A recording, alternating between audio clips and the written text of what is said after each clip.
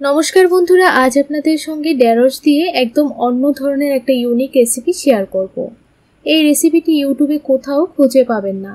একদম নতুন ধরনের একটা রেসিপি, আর পুরো রেসিপিটি আমার নিজস্ব রেসিপি।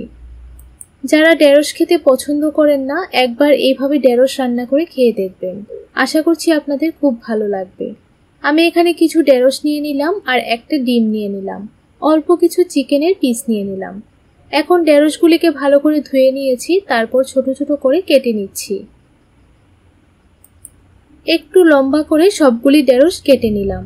তারপর সবগুলি ঢেঁড়সের টুকরো একটা বাটির মধ্যে নিয়ে নিচ্ছি। আর অবশ্যই কিন্তু ঢেঁড়সগুলি কাটার আগে ভালো করে ধুয়ে নেবেন। এখন অল্প কিছু চিকেনের পিস নিয়ে নিলাম। চিকেনের পিসগুলিকে একটা চপিং বোর্ডের উপর নিয়ে নিচ্ছি। তারপর আরও ছোট ছোট করে কেটে নিচ্ছি। এইভাবে একটু ছোট ছোট করে চিকেনের পিসগুলিকে কেটে নিতে হবে। সবগুলি পিস আমি একইভাবে কেটে নিয়েছি। দেখুন, ঠিক এইভাবে কেটে নিতে হবে। এখন একটা বাটির মধ্যে নিয়ে নিচ্ছি। আরেকটা বাটির মধ্যে একটা ডিম ভেঙে নিয়ে নিলাম। আপনারা চাইলে এই রেসিপিটা শুধু ডিম দিয়েও তৈরি করতে পারেন বা চিকেন দিয়েও তৈরি করতে পারেন। এখন একটা বড় সাইজের পেঁয়াজ স্লাইস করে কেটে নিচ্ছি। এইভাবে ছোট ছোট করে পেঁয়াজটা কাটতে হবে। খুব বেশি বড় করে কাটবেন না, একদম ছোট ছোট করে কেটে নেবেন। পেঁয়াজটা কাটার পর নিয়ে নিলাম একটা বাটির মধ্যে। তারপর 4 থেকে 5টা কাঁচা লঙ্কা কুচি করে কেটে নিচ্ছি। ঝালটা অবশ্যই আপনাদের টেস্ট বুঝে দিয়ে দেবেন। দেখুন, সবগুলি কাঁচা লঙ্কা কেটে নিলাম। এখন কিছু রসুনের কোয়া নিয়ে নিলাম। এখানে আমি 7 থেকে 8টা রসুনের কোয়া নিয়ে নিলাম। রসুনগুলিকে ভালো করে চপ করে নিয়েছি। এখন সাইড করে রেখে দেব। আপনারা চাইলে রসুন আর আদা গ্রেট করেও নিয়ে নিতে পারেন। এখন অল্প একটু আদার টুকরো নিয়ে নিলাম। আদাটাকেও এইভাবে ছোট ছোট করে চপ করে নিয়েছি।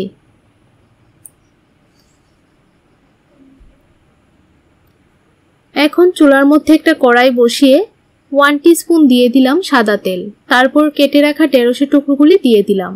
ভালো করে তেলের সঙ্গে ঢেঁড়সগুলিকে মিশিয়ে নিতে হবে। এখন অল্প একটু হলুদ গুঁড়ো দিয়ে দেব।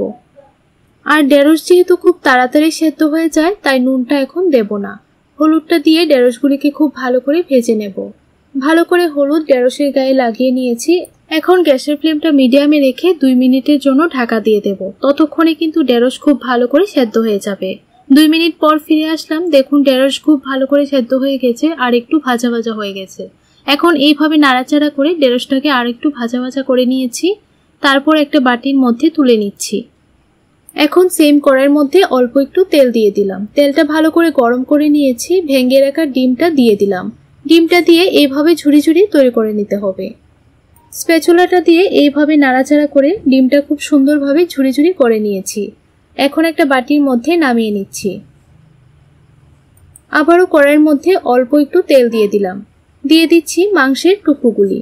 এখন ভালো করে তেলের সঙ্গে মাংসের পিসগুলি মিশিয়ে নেব।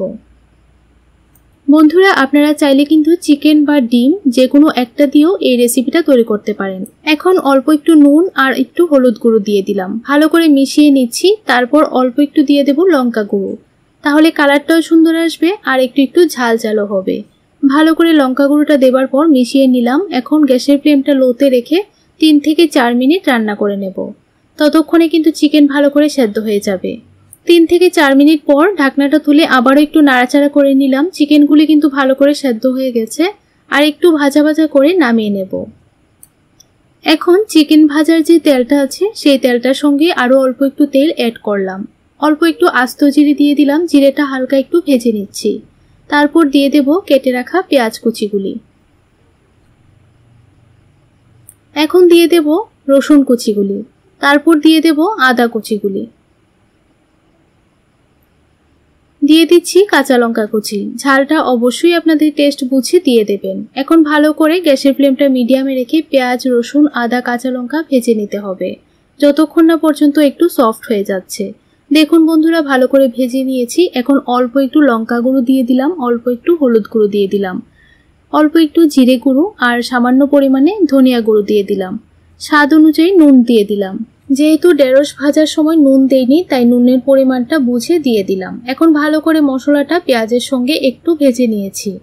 মশলাটা ভালো করে ভেজে নেওয়ার পর দিয়ে দিচ্ছি ভেজে রাখা ঢেঁড়সের টুকরোগুলি। ঢেঁড়সের টুকরোগুলি দিয়ে ভালো করে মশলার সঙ্গে 1 মিনিট ভেজে নেব। 1 মিনিট এইভাবে নাড়াচাড়া করে ভেজে নিয়েছি। এখন একটু সময়ের জন্য ঢাকা দিয়ে দেব, তাহলে মশলাগুলি খুব ভালো করে কিন্তু ঢেঁড়সের মধ্যে ঢুকে যাবে। 1 মিনিট পর ঢাকনাটা তুলে দিলাম। দেখুন ঢেঁড়সগুলি কিন্তু আরও একটু সফট হয়ে গেছে। আবারও একটু নাড়াচাড়া করে নিচ্ছি।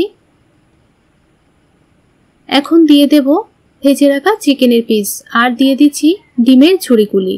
এখন ভালো করে সবগুলি উপকরণ 1 থেকে 2 মিনিট ভেজে নেব, তাহলে খুব ভালো করে মশলা ডিম এবং চিকেনের পিসের সঙ্গে মিশে যাবে। এইভাবে 1 থেকে 2 মিনিট ভেজে নেওয়ার পর দিয়ে দিচ্ছি অল্প একটু গরম মশলার গুঁড়ো। গরম মশলার গুঁড়োটা দিয়ে ভালো করে মিশিয়ে নেব, তারপর নামিয়ে নেব। এইভাবে ঢেঁড়স একবার রান্না করে খেয়ে দেখবেন। যারা ঢেঁড়স খেতে পছন্দ করেন না তারাও বারবার তৈরি করে খাবেন। দেখুন একটা প্লেটের মধ্যে সার্ভ করে নিচ্ছি। ভাত রুটি যে কোনো কিছুর সঙ্গেই কিন্তু গরম গরম পরিবেশন করতে পারবেন। তাহলে বন্ধুরা আজ এই পর্যন্তই, দেখা হবে নতুন আরেকটি রেসিপির সঙ্গে। আপনারা সবাই ভালো থাকুন, সুস্থ থাকুন।